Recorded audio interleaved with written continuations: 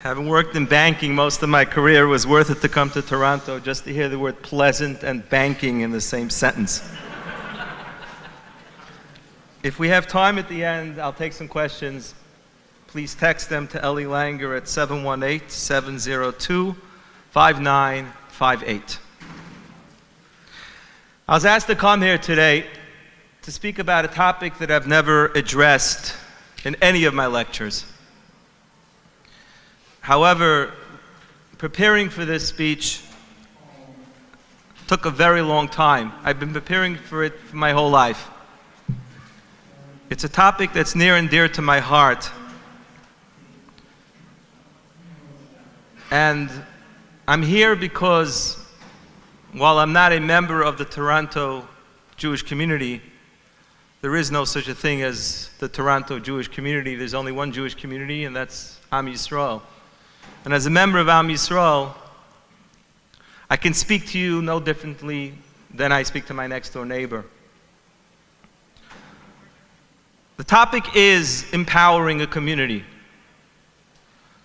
The topic is feeling achrayus and being responsible for just more than just your household.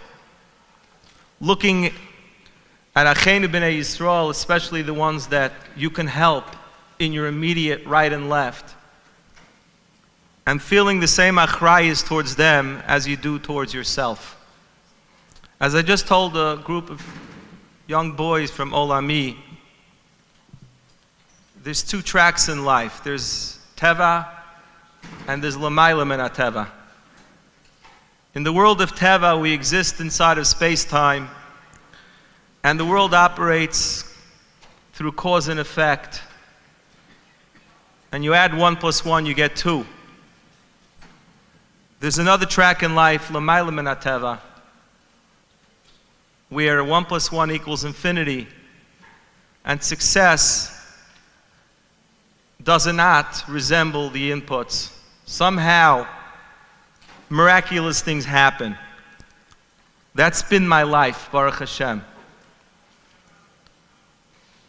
The reason why that happens is when you take HaKadosh Baruch Hu into your practice, into your business, into your daily routine, you're partnering with Ein Sof, you're partnering with infinity.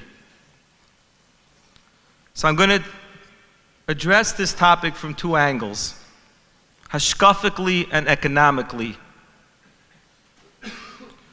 Gemara tells us that the first question we're going to be asked is whether we conducted business with emunah.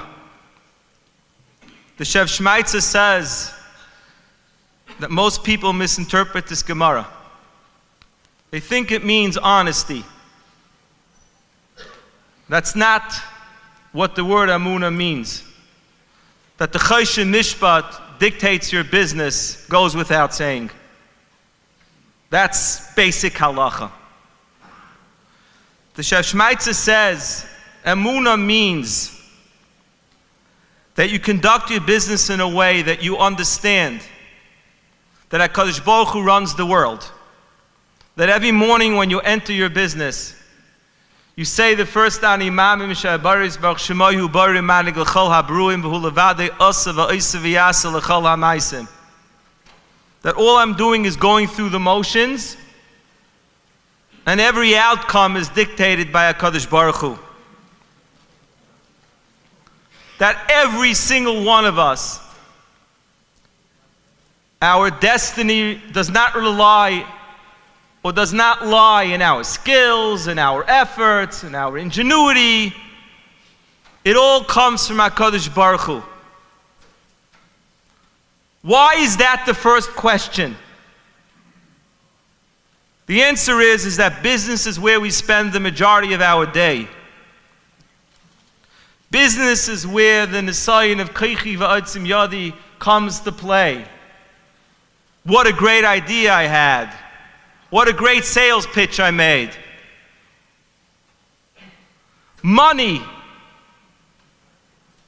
is the pursuit that can have us forget why we are on this world and who runs it. And unfortunately, the bottom line, as we say in America, could sometimes take precedent over the Torah and Rachmana litzlan, even over HaKadosh Baruch Hu. Moira Abaisai, we can learn the daf every single day. We can keep Shabbos, we can buy the most expensive lulav and esrig. We can come up to Shemayim one day and find out that we did not believe in HaKadosh Baruch Hu. Because when they ask that question, and you answer,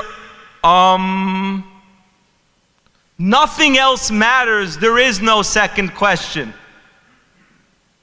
This is not me, a Wall Street balabas talking.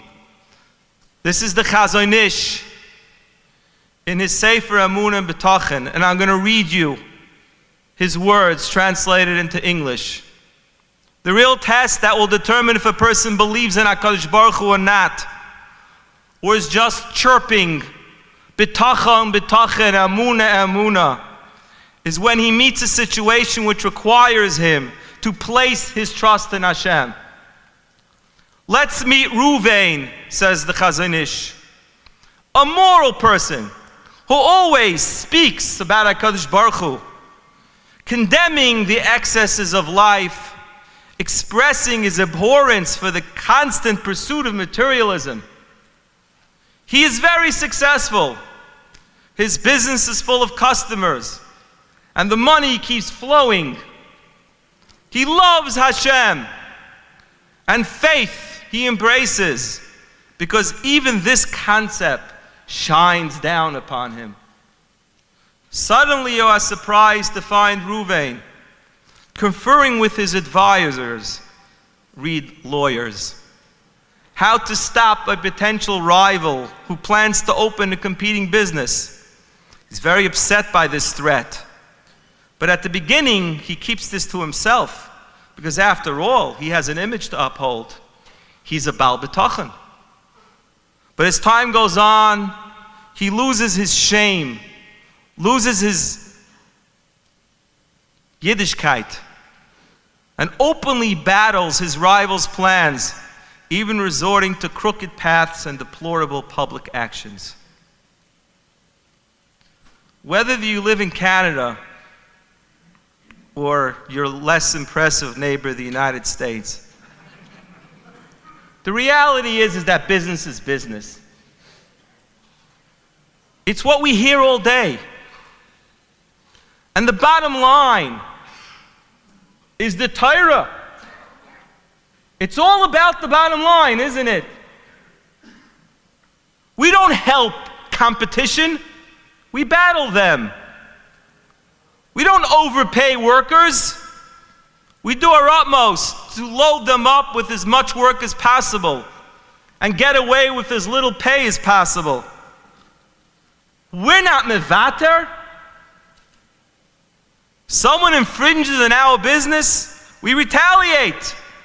We must protect our market share. Or do we? I'll introduce you to two different Ruvains who I was zeicha to know and learn from. The first was a man by the name of Joe Beta. Joe was one of the greatest business people I've ever met. He supplied housewares to Walmart. Joe would fly to Walmart, to Bentonville, Arkansas, and he would take along his rabbi, Rabbi Kanarik, because he didn't want to miss the Seder that he learned with him every day. And I heard this story from Rabbi Kanarik. Imagine the following scene. They're sitting in the waiting room, and Joe looks across the room and he sees his competitor sitting on the other side. And the guy looks out of sorts. And he goes over to him and he says, "Ike, what's the matter?" He says, "What's the matter? I flew here from New York. I thought I had a meeting with the head buyer. I find out I'm not on her schedule. I essentially flew here for nothing. And Joe says, who do you want to meet with? And he says the name of the person, the very person that Joe Beta was going to meet. He says, you want to meet with Kathy? Wait here 1 minute. He walks into Kathy's office and he says, Kathy, my brother is sitting outside in the lobby. He does not have an appointment with you. Would you do me a favor and see him? Even if that means I'll give up my own appointment with you. She says, Joe, for you I'll do anything. He comes running outside to his competitor and he says, get in there, I just got you an appointment. And the guy says, oh my gosh, my stuff, all my samples are in the car. So Rabbi Kanarik, Joe Beta, and Ike run to the car. They drag in all his samples and he meets with the head buyer of Walmart. His biggest competitor. To Joe Beta, there was no such a thing as competition. Let's meet Sender Hirth, alav shalom, another client of mine. I heard this from the person who the story happened to. Sender owned a lot of real estate. This Hasidic man came to him one day and he says, I do flooring. I do scraping, I do polishing. So Sender says, okay, I'm happy to give you a shot. I'll send you my next job, price it. So the next job, he has a building, it needs to get done. The guy faxes him in an estimate. Sender calls him back and says, I don't like your price. He says, how much do I need to cut? No. You need to up your price. What are you talking about? I'm paying the Italian guy 25 cents a square foot more. If you want to do business with me, you're going to have to raise your price by 25 cents. Has anybody ever heard such a conversation before? In Shemayim, all the Malachim were saying, what just happened? A person bid himself up by 25 cents a square foot? I should pay a Hasidic young man in Williamsburg 25 cents less than I'm paying an Italian? Up your price, and then I'll do business with you. I envy Joe and Sender's world to come. They scored a perfect 100 on the first question. While I am not a Navi, I'm fairly confident that they did not even get to the second question in Shemayim. Unfortunately, I've met the other kind of Ruvains as well. When I sat down to prepare this speech, I reflected back on the things that I heard in my life from people that put a dagger through my heart. Things like I don't hire from people because I do not want to train in my eventual competition. Things like I don't hire from women because we all know what happens. First there's the wedding invitation, and then there's maternity leave. Yes, I've heard that from many people. From contractors, plumbers, electricians, they're so high priced. Das Torah is meant to be left in shul. I don't let them anywhere near my business. Start from the bottom like I did. No one ever gave me a break in life. This one I heard personally. Don't give me your sob stories about how many kids you have or how much kosher food costs. If you want sympathy, buy a dog. Ma'aver Abaisai, in the rule book of Western business, in the Bible of Western business, every one of these statements constitutes good business sense. It's all about the bottom line. But in the Torah Hagdosha, it constitutes kfira. I'm not standing here on an ivory tower. I'm preaching about something that I have not experienced. If I turned around and took off my shirt, you would find scars there. Scars from the knives that have been stuck into my back by living this mantra. The people that I've helped who turned around and betrayed me. When I go up to Shemayim after 120 and they ask me the question, I am going to be very proud to take off my shirt and show them the scars. Nobody ever said Emunah and Betachim was going to be easy. Nobody ever said doing Hashem's Ratzon is going to be less expensive. Nobody ever said it's not going to come with aggravation and days where you want to trade in Rahman al-Itzlan, the Torah, for the book of Bible of Western business practices. Nobody ever said that Mesiras Nefesh won't come at a price. We have to realize that hiring a Jewish worker will be more expensive because his tuition and his food needs are greater. We should daven that every one of our Jewish female employees checks out on a maternity leave, hopefully not all of them at the same time. Because we should be proud that we played an integral part in the perpetuation of Yiddish Adairis. We should look back one day and feel proud that some of our employees who, yes, we trained in as competition, are today employing many, many others and bringing more panasa to Klal Yisrael as a whole. In the words of Mordechai HaTzadik in the Megillah, who knows, if not for this, did you reach the throne on which you sit right now? And I can assure you, it is with this attitude, this hashkafa, that you will get to that throne in the first place. The Chayus Levavos calls a person who thinks that the abundance that HaKadosh Baruch Hu gave them was meant for them alone an utter fool.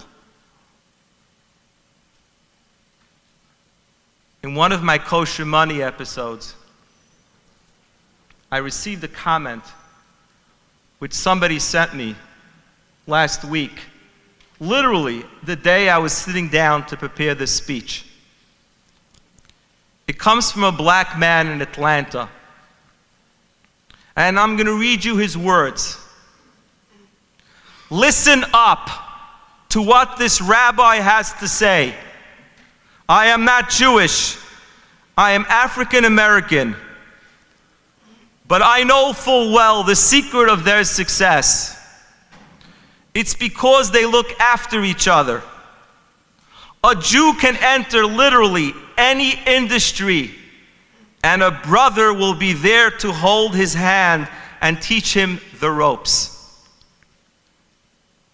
This is what an American Gentile looking at us from the outside reveres about us. We should embrace this idea from an ashkafic perspective. This is what the Shev Shmaitza means, taking HaKadosh Baruch Hu into your business. Doing things of pure Mesiras Nefesh and be willing to pay the price, both monetarily, psychologically, and emotionally. Because that's what we do for HaKadosh Baruch Hu, to show hakaras hatov, and that's what we do for others, to show that we care about them. Your tuition bill is my tuition bill. What's the difference? Your child is my child. From an economic perspective,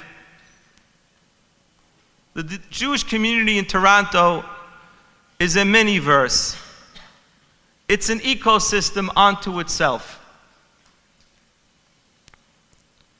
Money that's added to the system and stays in the system has what we call in economics a multiplier effect. Just to teach you basic economics, the term GDP, or gross domestic product, is a function of some important things, and one of them is called M, which is money supply. How much money is in the system, and the second is V, which is velocity. If you take M and you multiply it by V, you come up with a good understanding of GDP. As a mashal, if this was the entire Torontonian community, and we all have a set amount of money in our pockets right now, and we all began to do business with each other,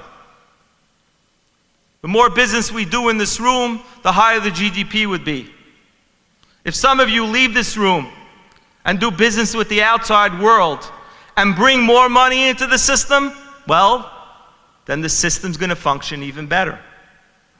If some of you take some of your money and spend it outside the system, there's less money in the system to go around. And this is basic economics. In the end, the multiplier effect means that if you hire that Jewish plumber, that money stays in the system. And that Jewish plumber pays his tuition on time because he has the money. And then the Rebbe pays the grocery store on time because he has the money. And then the grocery store pays the supplier who is also in the system on time. You can see how the same money is going around the system and everybody's benefiting. It's a beautiful thing when you can bring money into the system and keep it in the system. And know that we're degrading the system when we're sending the money outside. You will realize one day, when the Eibishter asks you that question, that the multiplier effect means that you can take credit for economic activity that was way beyond your earning potential. Last week's parsha, I told my children by the Shabbos table, we realized why Moshe Rabbeinu was Moshe Rabbeinu.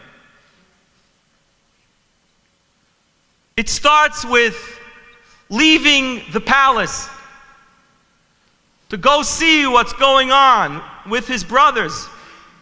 He could have stayed in the palace. He had everything in the world.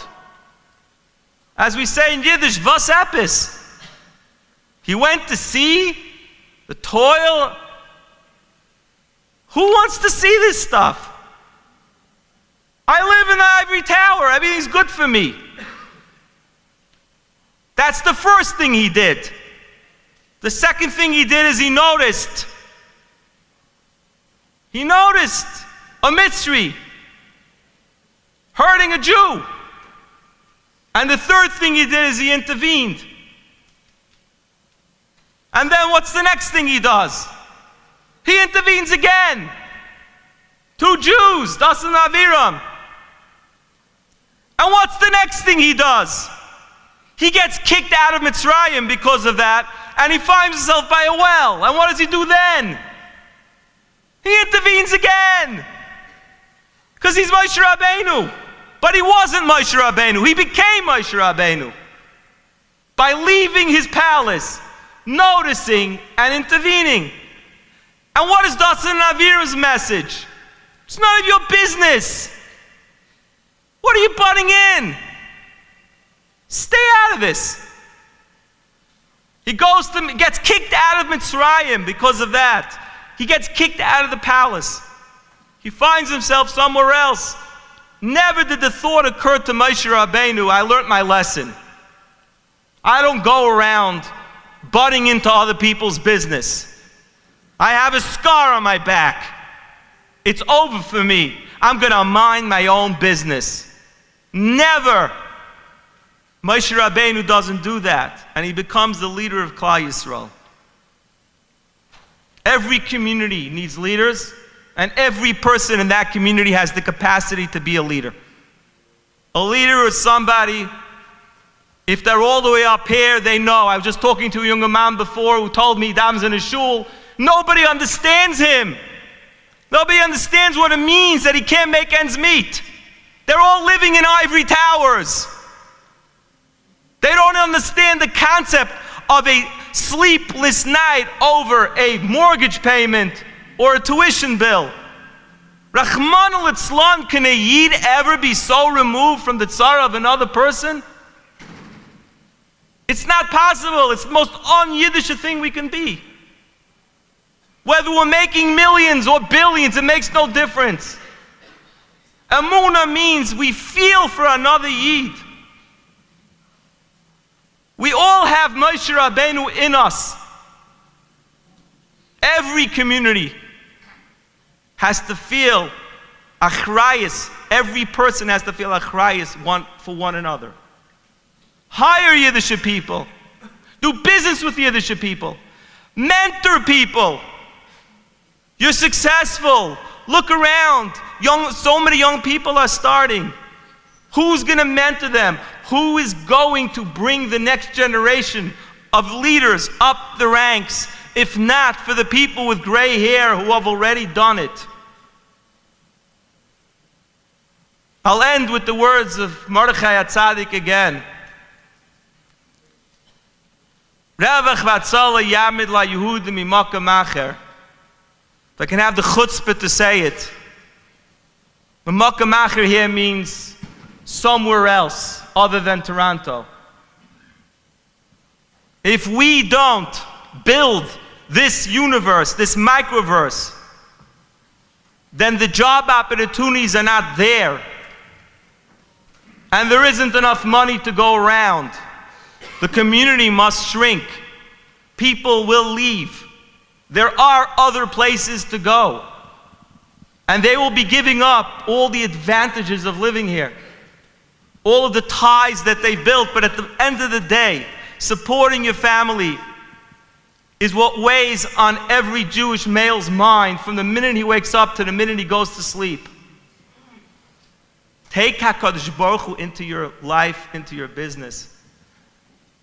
I don't care what point you are. If you're just starting out, you're in the middle ranks, you're in the highest ranks. Everybody has an opportunity to bring HaKadosh Baruch Hu into his life by looking around him and taking notice and taking a achrayus for somebody else.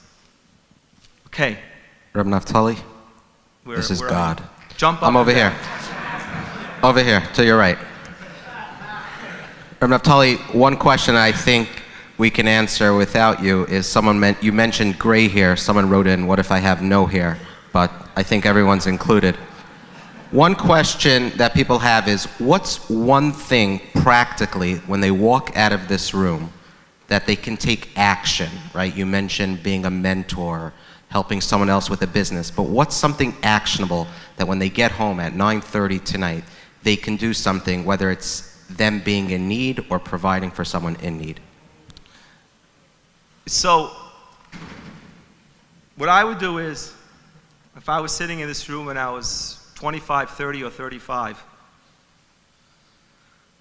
I would look around me and see who's successful in whatever I'm doing. I don't mean the same exact industry. I mean, if I'm in sales, if I'm in marketing, if I'm in operations, it makes no difference. If you've achieved some level of success, band together, create a group, 3 or 4 people, and start a panel, start a monthly session where young people that are starting out can sit with you, either individually or as a group, and learn from what you've learned. the mistakes that you've made, the inroads that you've made. Give back. Most of us have plenty that we can give back. Everybody will say, I don't have enough time. But I know that the busiest people in the world are the ones that are giving back the most. Somehow, they always have time. HaKadosh Baruch Hu will make sure that you have time.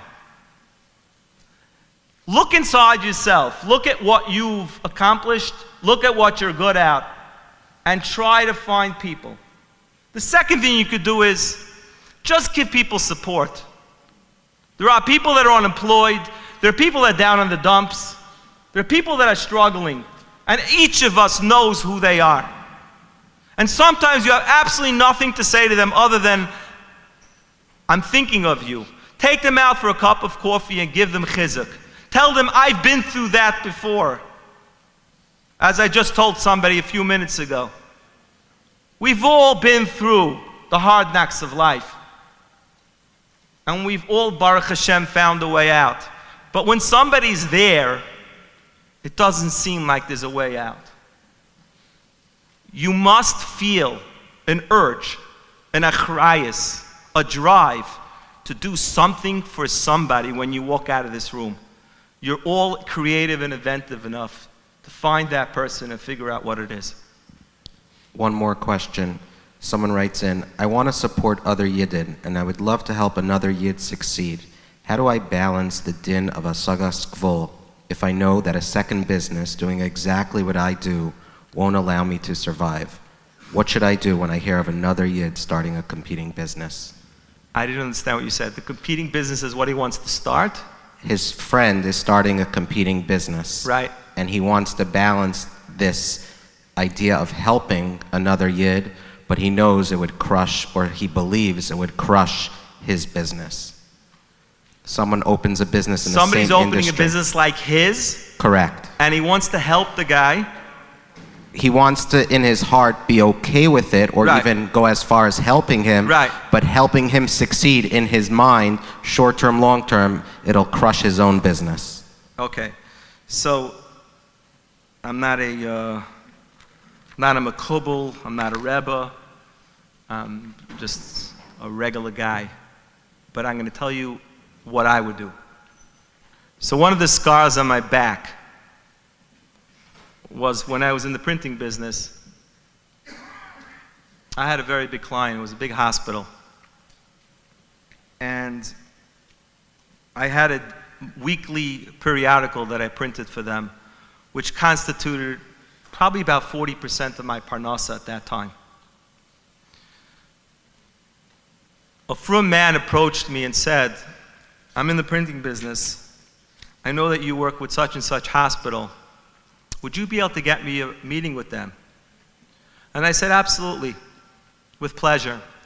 But I ask of you one thing. I'm going to show you what I do for them. Please do not compete with me on that. And he said, absolutely. We shook hands. And I brought him in. I introduced him to the head buyer. And lo and behold, he started getting business. A year later, I got a call from the hospital and I said that I lost the bid for that weekly periodical. The single biggest piece of business that I was doing at that time. And I said, wow. And the guy says, the funny thing is that the guy who outbid you is the guy that you introduced me to a year ago. If I don't cry on this stand, it's because I've said the story a couple of times, not that often. This might be the second time. I had my whole entire life pulled out from under me at that moment. My Yiddishkeit, everything was completely, literally, I fell to the ground in dust. The knife was sticking into my back. And I left the office and I walked around Borough Park. I still remember the path that I took. I was just wandering. And I was crying. How could such a thing happen? How could he do this to me? And of course, What started going through my head is, how am I going to get him back? I know some of his clients. I'm going to get even with him. I have more pricing power. I know the business better than him. He's just starting out. And Leisikoim was like playing in my head over and over and over and over, right? And then at some point I stopped and I said, HaKadosh Baruch Hu, I'm not doing anything. Here's my pain. It's yours. I brought a carbon taida. I have a wife, I have children. Baruch Hashem, I'm healthy. I'm doing absolutely nothing because anything I do is going to be over a lav. It is going to create my chlekes and chil Hashem in Klal Yisrael because this hospital was a goyish hospital. That's only one knife in my back. But I could tell you with absolute certainty that that moment changed my destiny. The guy called me up Erev Yom Kippur. The phone rings 20 minutes before Kol Nidre. And he says, Naftali, it's so-and-so. I go, yeah. I'm calling to ask you mechila. I said to him, you do not have to ask mechila. I was mechil you and I turned it over to HaKadosh Baruch Hu. And he said, oy vey. Those were his words. Those were his words. So, Eli, what should I tell you? I can't impose a madrego, call it whatever you want, on another person. But what I would do is I would go to my Das Torah and I would say, Rebbe, v'zal what should I do? Should I help another Yid where al pi derech hateva I'm going to be competing with myself? What would Joe Beta say? What would Sender Hirth say? Those are my Rebbeim, and I have a Rebbe. I told you it's not going to be easy.